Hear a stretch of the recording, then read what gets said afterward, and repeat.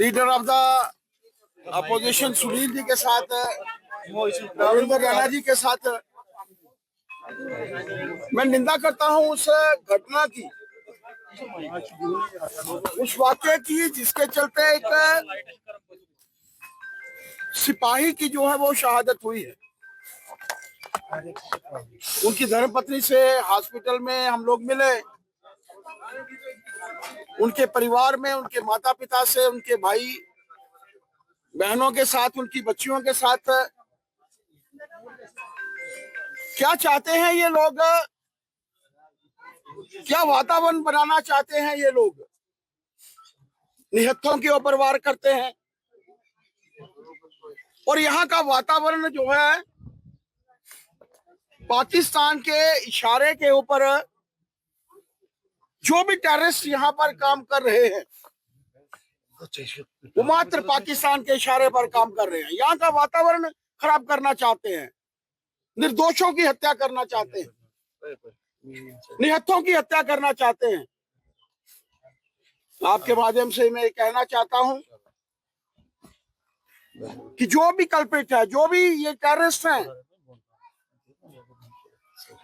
वो लोग किसी भी सूरत में बख्शे नहीं जाएंगे। हम यहाँ कंडोलेंसेस अपने एक्सप्रेस करने आए।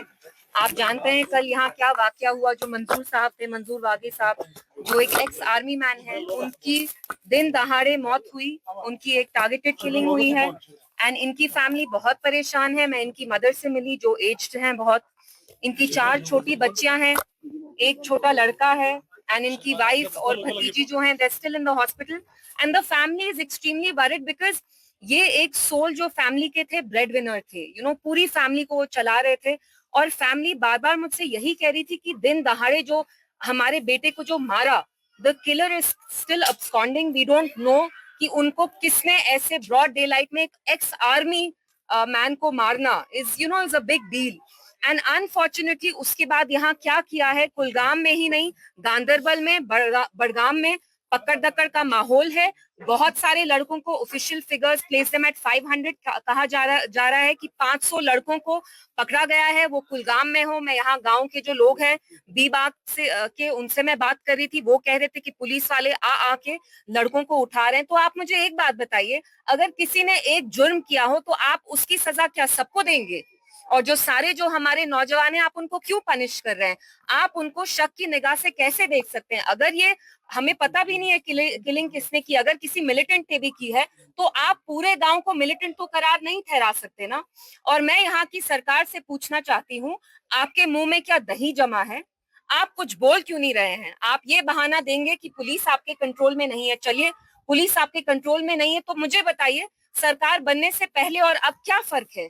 क्योंकि पहले भी हम देखते थे ये पकड़ धकड़ का माहौल था, प्रॉपर्टीज अटैच की जाती थी, फलाना कोई मिलिटेंट के साथ उसका कोई पुराना मतलब फैमिली रिलेशनशिप हो, उसकी प्रॉपर्टीज सीज की जाती थी, लड़कों को उठाया जाता था। सरकार बनने के बाद भी 500 लड़कों को एक दिन में कुलगाम, बड़गाम, गांधरबल से उठाया। तो मैं सरकार से पूछना चाहती हूँ, जब एलजी साहब की एडमिनिस्ट्रेशन थी तब भी यही था, अब भी यही है, तो आपको लोगों ने इतना भरी मैंडेट क्यों दिया? इतनी भारी अक्सरियत से लोगों ने आपको इसलिए लाया ताकि आप ये पकड़ धकड़ का माहौल बंद करें, लेकिन आपके मुंह में तो दही जमी है, आप तो कुछ बोल भी नहीं रहे हैं। So this is highly irresponsible even on the governments part.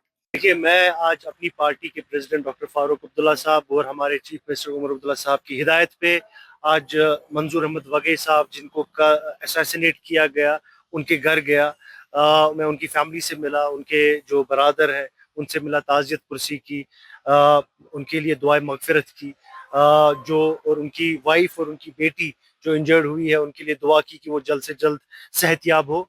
देखिए, ये सब चीज़ें हम भूल गए थे, लेकिन मसला ये है कि इतना आपको ये भी मालूम होगा कि बीबाग का एरिया कितना जबरदस्त चारों तरफ से घिरा हुआ है, आर्मी कैंप है, बाकी है। तो ये हैरानगी की बात है कि इतने सिक्योर एरिया में ऐसा इंसिडेंट हो गया।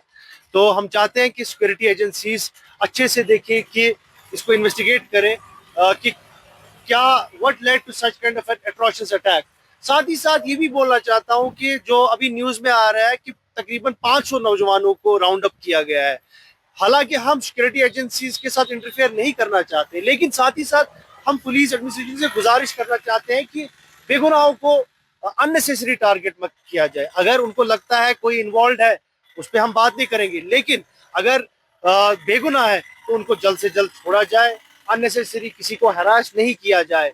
और मैंने फैमिली को यकीन दिलाया कि नेशनल कॉन्फ्रेंस की सरकार जितना मदद हो सकती है इस फैमिली को हम करेंगे। बिल्कुल, हम यहाँ ताज़ियत के लिए आए हैं क्योंकि ये हमारा हक है कि हम इस बात का इजहार करें कि हम इस दुख में बराबर शरीक हैं और इस दरिंदगी की और जिसके मुतल्लिक कुरान ने फरमाया है फ़कअन्नमा क़तलन्नास जमिया फ़अहयाहा फ़कअन्नमा अहयन्नास जमिया, कि एक इंसान का कत्ल नाहक पूरी इंसानियत का कत्ल है और एक इंसान की ज़िंदगी बचाना पूरी इंसानियत को बचाने के मुतरादिफ है।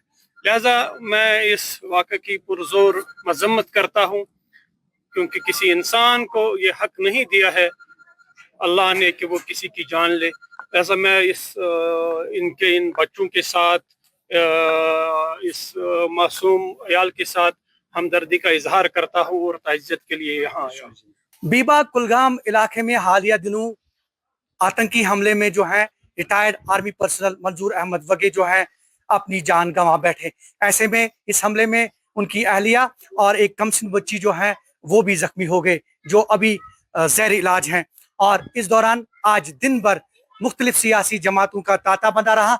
यहाँ ताज़ियत पुरसी के लिए कई जमातें, कई सियासी लीडरान जो हैं उमड़ पड़े बीबा कुलगाम में, जिनमें बीजेपी के जो स्टेट प्रेसिडेंट हैं सतपाल शर्मा, उसके अलावा उनके सीनियर लीडर सुनील शर्मा, रविंदर रैना, और साथ में अगर हम बात करें नेशनल कॉन्फ्रेंस लीडरशिप की तो स्पोक्स पर्सन इमरान नबी डार, पीडीपी की सीनियर लीडर इल्तिजा मुफ्ती, और उसके साथ साथ बैनर जमात इस्लामी के लीडर सैयार अहमद वीशी भी जो हैं आज यहाँ ताज़ियत पुरसी के लिए पहुंचे बीबा कुलगाम इलाके में।